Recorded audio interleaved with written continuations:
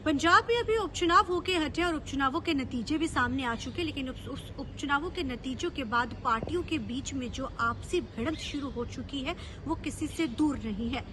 अब सभी पार्टी एक दूसरे के ऊपर आरोप प्रत्यारोप की राजनीति शुरू कर चुके हैं। कांग्रेस जो है वो ये लगातार कहते आ रही है, यानी कि राजा वड़िंग का बयान था कि सुनील जाखड़ यानी कि उन्होंने भाजपा पे तंज कसा कि भाजपा और आम आदमी पार्टी इकट्ठी थी, इसीलिए चुनाव जो है फायदा जो है वो आम आदमी पार्टी को हुआ।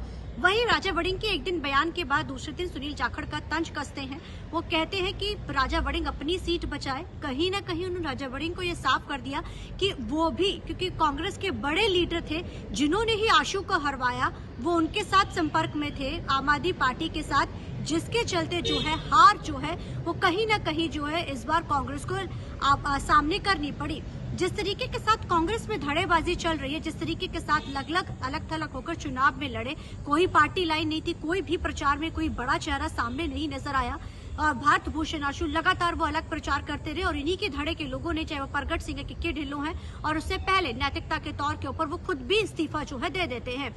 आखिर उसी के चलते जो है प्रधानगी के ऊपर भी सवाल, क्योंकि चुनाव चाहे जीतो चाहे हार हो, लेकिन जो जिम्मेदारी है वो प्रधान की बनती है। सवाल प्रधान पे खड़े किए जाते हैं। अब ऐसे में सवाल राजा वड़िंग पर भी खड़े किए जा रहे हैं। हालांकि वो इस चीज को मानते हैं, हालांकि उन्होंने इस चीज का भी जवाब दिया कि गुटबाजी जो भी है वो हम देख लेंगे। सुनील जाखड़ जो है वो अपने ही पार्टी के बारे में सोचे और अपने पार्टी के साथ काम करे। हालांकि सुखपाल खैरा जो कि कांग्रेस के विधायक है वो भी सवाल खड़े करते रहे अपनी ही पार्टी के ऊपर कि कुछ बड़े लीडर्स के चलते जो है इस बार चुनाव हारे हैं, क्योंकि वो आम आदमी पार्टी के संपर्क में थी।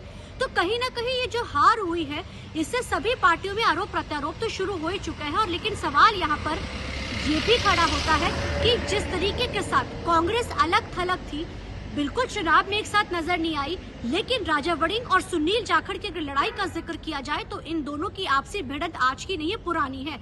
जब से सुनील जाखड़ ने पार्टी छोड़ी है लगातार उनके ऊपर तंज जो है वो कसे जाते हैं।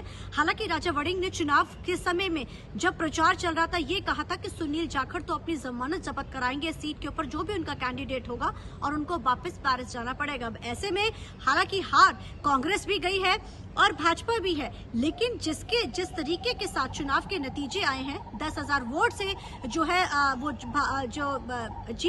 आम आदमी पार्टी जीत दर्ज करती है। उनके जो उम्मीदवार थे सीट के ऊपर, तो कहा जा सकता है कि संजीव अरोड़ा की जीत के बाद गुटबाजियां सामने नजर आ रही, आरोप प्रत्यारोपों की राजनीति भी शुरू हो चुकी है, क्योंकि कांग्रेस जो है वो भाजपा पे आरोप लगा रही है कि उन्होंने मिलकर चुनाव जिताया है और भाजपा कांग्रेस के ऊपर आरोप लगा रही है। पर कहीं ना कहीं ये बात साफ हो चुकी है कि इसके चलते ही अब कई चेहरे जो सामने जो है उजागर भी हो रहे हैं। अब ऐसे में देखना ये रहेगा कि जो आपसी इनकी लड़ाई शुरू हुई है राजा वड़िंग और इसी के साथ साथ जो सुनील जाखड़ की, और ये पहली बार नहीं है कि ये एक दूसरे के ऊपर तंज कस रहे हैं, इससे पहले भी अक्सर ये कई प्लेटफॉर्म्स पे एक दूसरे के ऊपर तंज जो है कसते रहते हैं। कहीं ना कहीं इस बार जो नुकसान हुआ वो पार्टियों को खामियाजा भुगतना पड़ा है। अब कांग्रेस में मंथन शुरू हो चुका है कि आखिर हार का कारण क्या रहे हैं, और ये बात कांग्रेस बहुत अच्छे से जानती है कि उनकी हार का सबसे बड़ा कारण उनकी आपसी गुटबाजी थी। अलग थलग होकर वो जो चुनाव में गए ये सबसे बड़ा कारण था। अब राजा वड़िंग की ही जवाबदेही जाहिर इसमें मानी जाती है। कारण क्या है, वो प्रधान है पार्टी के। अब ऐसे में देखना रहेगा कि आगे किस तरीके की राजनीति में और भी कई बड़े बदलाव जो है देखने को मिलते हैं। कैमरामैन अर्जुन के साथ चंडीगढ़ से TV9 के लिए अमनप्रीत कौर।